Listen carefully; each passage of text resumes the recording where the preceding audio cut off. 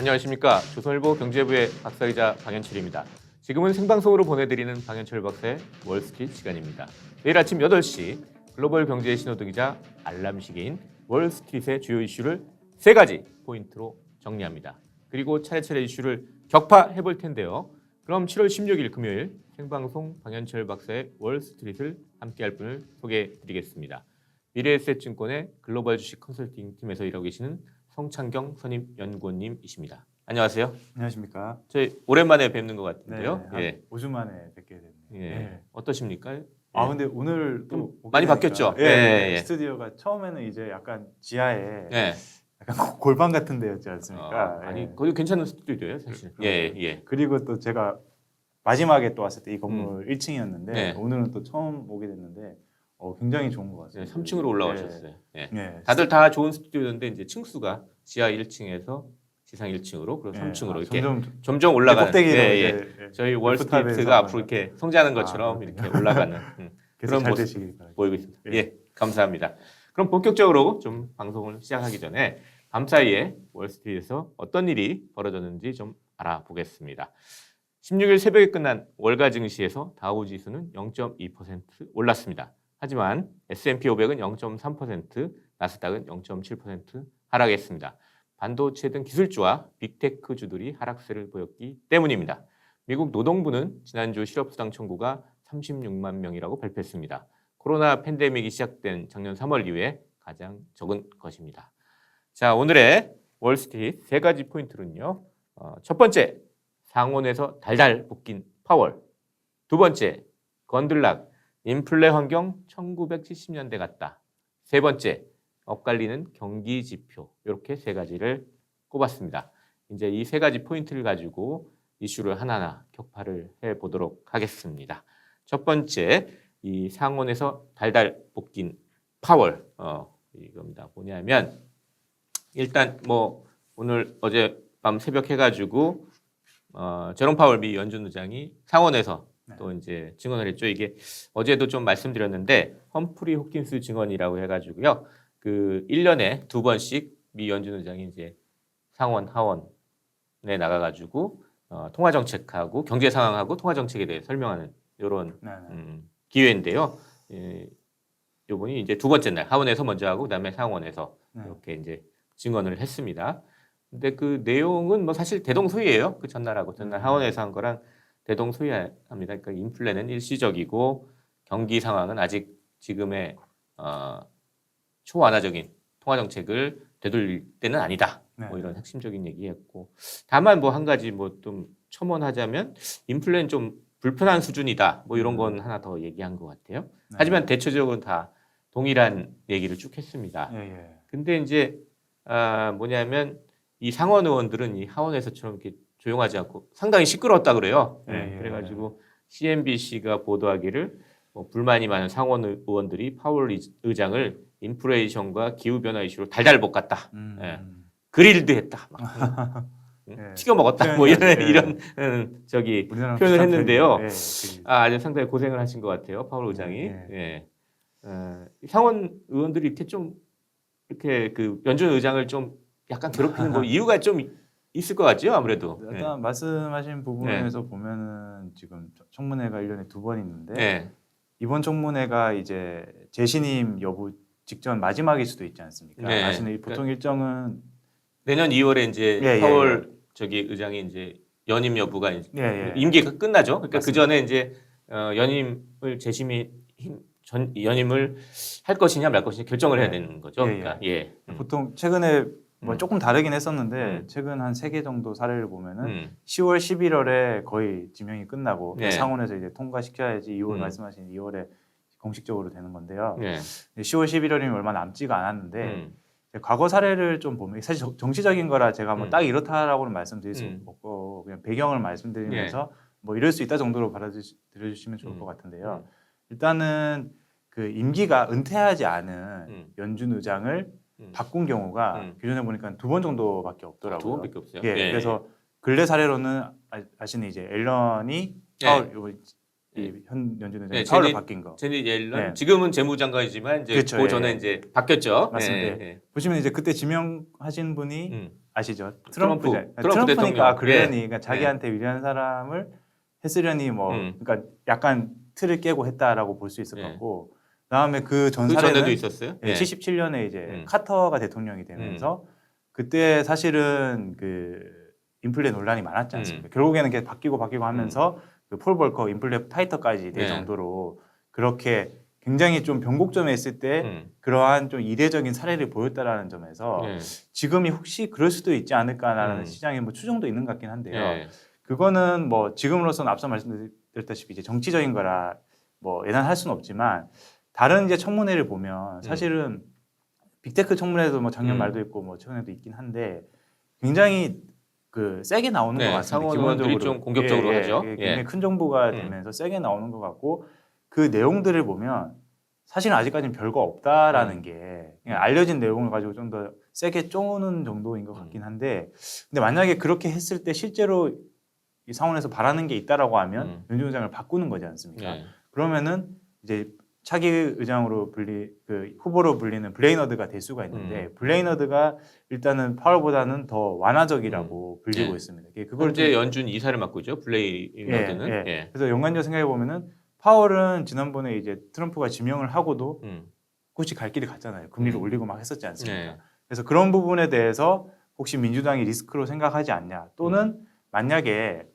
특히 민주당은 앞으로 그 재정 정책을 많이 해야 되고 채권 발행도 많이 해야 되는데 금리가 오르면 특히나 더 안 되는 상황이 올 수 있기 때문에 더 이제 자기 입맛에 맞는 인물로 할 수 있지 않을까 하는 그런 뭐 추정도 해볼 수 있을 것 같은데 여기에 대한 반론이나 또 아닐 수 있는 부분은 막상 월스트리트는 파월을 선호하고 있습니다. 그렇죠. 예전에 4월 달에 CNBC가 조사를 네네. 했었는데 그때는 설문조사에서 76%가 네. 그 바이든 대통령이 파월을 다시 선택할 것이다 이렇게 대답한 적이 있어요. 네네. 예. 왜냐하면은 월스트리트 입장에서는 초기에는 파월이 조금 뭐 출신도 그렇고 경제 통은 아니었잖아요. 네. 그런 부분 때문에 조금 삐거덕거렸지만은 현재로 봐서는 길들이기에 성공했다라고도 좀 생각을 하는 것 같습니다. 그래서 앞서 말씀드린 여러 가지 그런 몇 가지 배경이 있는데 딱 이렇게 잘라 말할 수는 없지만 아무튼 뭐 그런 플로우 상에서 우리가 일단 생각을 해보고 10월, 11월쯤에는 상당한 큰 이벤트가 있을 수 있다. 뭐 그 정도는 투자자로서 염두를 해야 될 것 같습니다.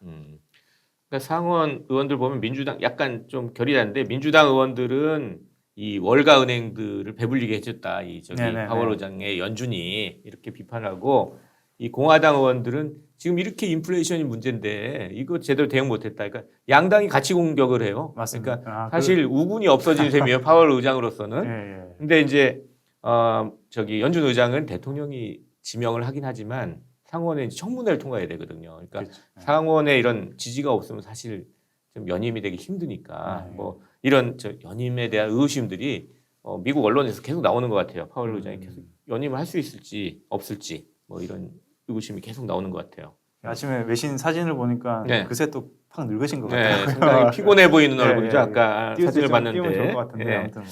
예, 사진이 좀 나왔습니다. 그런 근데 상황인 것 같습니다. 쟤는 옐런 재무장관이 요 저기 청문회 끝난 다음에 네. 바로 이제 저기 CNBC랑 좀 인터뷰를 했는데요. 네. 거기 파월에 대해서 일을 상당히 잘하고 있다. 굿잡 뭐 이렇게 얘기를 했어요. 근데 네. 이제 연임 여부에 대해서는 어떻게 생각하냐 그랬더니 대통령과 얘기해 보겠다 뭐 해서 말을 살짝 네. 돌렸습니다. 그래서 이것도 팔자를 약간 또 잡고 뉘앙스가 좀 이상한 것 같긴 해요. 네, 예. 네. 잘 봐야 하여튼 될것 이 같습니다. 인플레에 대해서는 일단은 중요한 건 이제 인플레에 대해서 얘기했으니까 인플레에 대해서 연준 파월 의장은 이제 일시적이다. 네. 생각한 것보다 많이 뛰고 좀 불편하긴 하지만 일시적이라는 걸 계속 강조했고요. 옐런 재무장관도 아까 얘기한 그 CNBC에 나와가지고 몇 달은 좀 더 빠른 인플레이션을 볼 것 같다. 네네. 뭐 이런 얘기를 했습니다. 자 이렇게 해가지고 이제 첫 번째 이슈 상원에서 달달 볶인 파월 이 이슈를 좀 살펴봤습니다. 앞으로 좀 파월의 연임이 잘 될지 부드럽게 될지 안 될지 또 이런 거 잘 지켜봐야 될 것 같습니다. 자, 두 번째 이슈 건들락 인플레 환경이 1970년대 같다. 뭐 이런 얘기를 했는데 일단 건들락이란 사람인데요. 이 사람은 이제 신채권왕 그러니까 옛날에 채권왕 그러면 빌 그로스를 예. 얘기했죠. 근데 신채권왕이라고 이제 불리는 채권 쪽에서 상당히 영향력이 큰 분이죠. 예. 제프리 건들락 더블라인 캐피털의 최고 경영자가 네. 이제 또 CNBC에 나와서 또 인터뷰를 했어요. 그러면서 최근에 인플레 환경이 1970년대 카터 대통령 재임 시기랑 비슷한 것 같다. 뭐 하면서 지미 카터 리스크 뭐 이런 신조어를 또 얘기했습니다. 네네. 마치 리스크도 있고 그로테스크 같은 거에서 흉측하고 기괴하다 뭐 이런 뜻의 이런 좀 신조어를 또 얘기를 하기도 했습니다. 옛날 아까도 살짝 그 연준 의장의 연임 네네네. 때도 얘기했지만 70년대 사실 인플레이션이 상당히 높았잖아요. 네네. 그러니까 처음에 65년에는 한 1%밖에 안 됐는데 70년대에 가서 뭐 한 80년 쭉 올라다가 80년대에는 15%까지 뭐 상승하고 결국 그래서 어떻게 됐냐? 폴 벌커라는 분을 불러들였죠. 그래가지고 금리를 엄청나게 올리면서 거의 20% 가까이로 올리면서 뭐 이제 결국 물가를 잡긴 했는데 80년대 넘어가면서 당시에 이제 그 기억이 미국인들한테는 되게 안 좋게 남아 있는 거잖아요. 그때 보면은 뭐 물가를 올리기 위해서 막 물가를 잡기 위해서 금리를 올리니까 농부들이 막 너무 힘드니까 트랙터를 몰고 연준으로 막 들어가고 막 이런 일도 있었대요. 그러니까 그런 기억들을 떠올리게 한다라고 이제 건들락이 좀 얘기를 했습니다. 네. 인플레 우려 상당히 좀 뭐 연준 파월 의장은 일시적이라고 얘기하지만 시장에서는 되게 여전히 큰 상황이잖아요. 어떻게 좀 봐야 돼요? 제가 뭐 지금 나온 게 한 5번, 6번인데 거의 인플레를 3번, 4번은 다루는 것 거의 매번 사실 이슈를 다루고 있습니다. 지금 시장의 핵심이 아닌가 싶은데요. 일단 뭐 건들락 이야기를 하셨는데 채권 왕이기도 한데 2대 채권 왕이기도 한데 사실 최근에는 조금 안 맞아서 시장에서 변곡점을 좀 약간 과도하게 해석하는 부분도 있었고 최근 사례에서 보면 이제 2월이었나 그 비트코인이 새로운 금이라고 조금 세게 약간 흥분하면서 말씀을 하시다가 단기적으로 오르긴 했죠. 지금 상황 보면은 좀 그런 걸 봤을 때 아무튼 뭐 굉장히 한때는 호령을 했지만 뭐 그런 부분도 있었다라는 거. 그것도 고려를 해야 되고요. 그냥 그거는 그냥 배경이. 그래서 인플레이션이 지금 보면 뭐 뱅크 오브 아메리카 같은 데서 이제 자료가 잘 나오는 것들을 보면은 10년간의 과거 10년간의 시장 이슈들을 쭉 정리한 것들이 있는데 뭐 시장은 항상 이슈가 있었죠. 근데 보시면 10년 전에는 뭐 잘 아시는 뭐 유로존 위기가 있었고 그다음에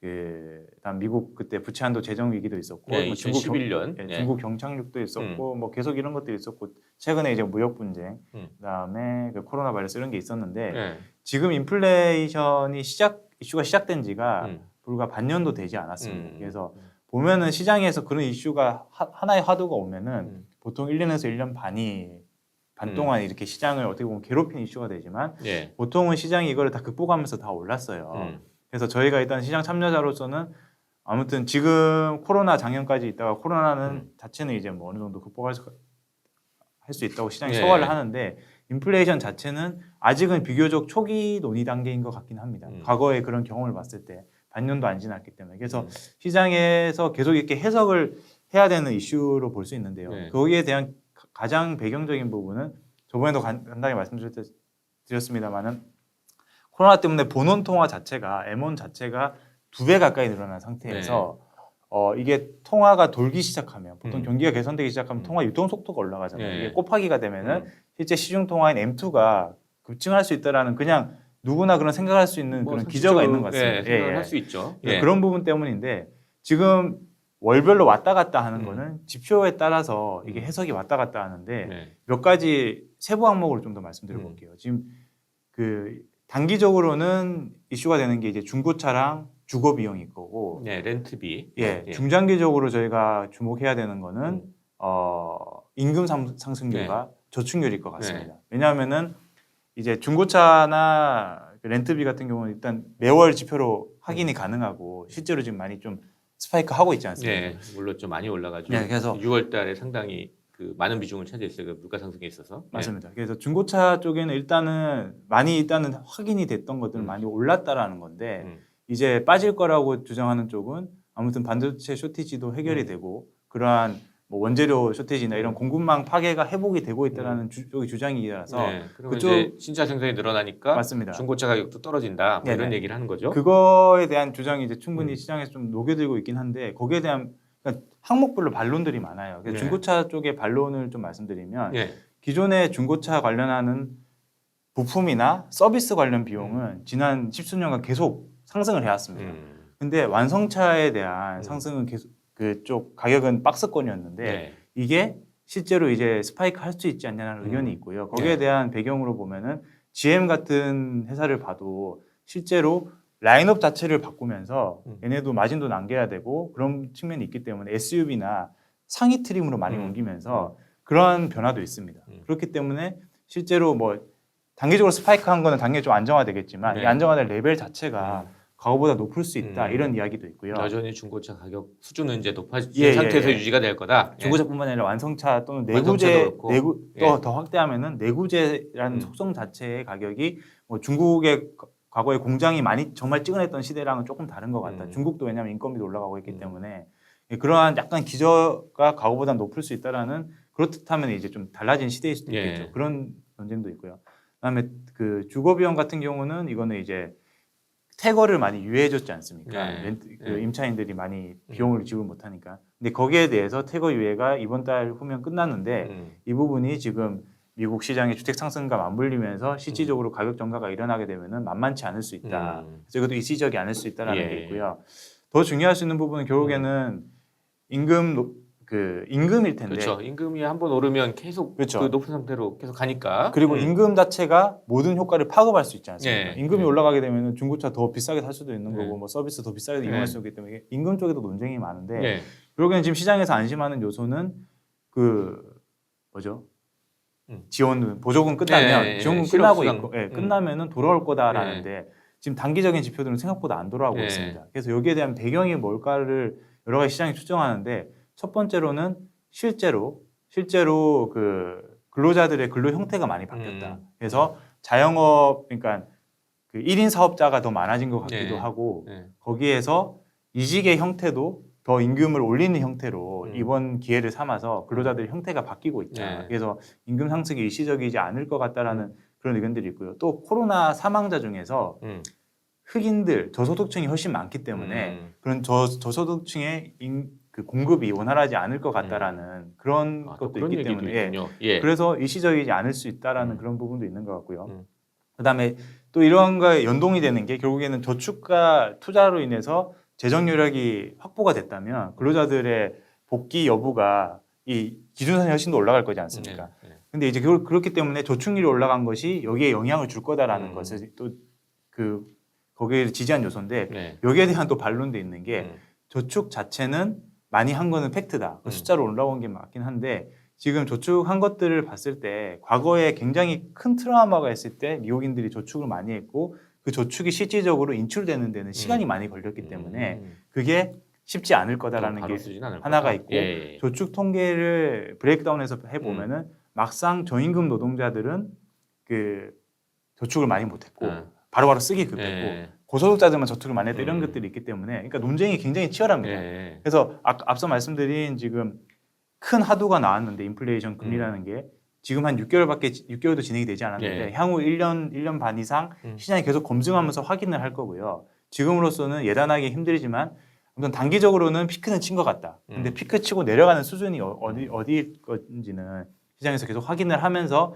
아마 적응해 갈 거고 거기에 따라서 금리와 통화 정책이 계속 조정될 가능성이 있을 것 같습니다. 건들락도 약간 좀 더 재밌는 얘기 몇 가지를 더 했는데 그러니까 인플레이션이 일단 사라지지 않을 것이라 생각한다고 하면서 연준이 자꾸 인플레는 일시적이라면서 사용하는 일시적이란 용어의 사용이 틀렸다 이렇게 시작을 해요. 그러니까 통상 일시적은 1, 2개월을 얘기하는데 자꾸 연준이 일시적이라고 얘기하는데 이거는 6에서 9개월을 얘기하는데 이거 완전히 개념이 달라졌다 이런 맞습니다. 재밌는 얘기도 했고요. 또 어떤 얘기도 했냐면 파월 의장이 지금 하고 있는 거는 인플레이션을 사라지기를 애원하고 바라고 기도하고 있는 거다. 뭐 이렇게 재밌는 얘기도 했습니다. 하여튼 이런 얘기도 하면서 인플레가 상당히 좀 오래 갈 것이다. 뭐 이렇게 얘기를 했습니다. 근데 인플레 관련해서는 지금 말씀해 주신 대로 너무 다양하고 여러 가지 논쟁이 진행되고 있습니다. 그것은 결국 어느 한쪽은 아니다라는 거거든요. 예, 그러니까 좀 결론이 날 때까지 좀 지켜봐야 될 것 같습니다. 자, 이렇게 해가지고 두 번째 이슈인 건들락 인플레 환경이 1970년대 같다까지 얘기를 해봤습니다. 세 번째 이슈로 한번 넘어가 보도록 하겠습니다. 이건 뭐 엇갈리는 경기 지표 뭐 계속 나오는 얘기지만 이제 오늘 나온 지표들을 한번 정리해보는 포인트로 한번 들어봤습니다. 예.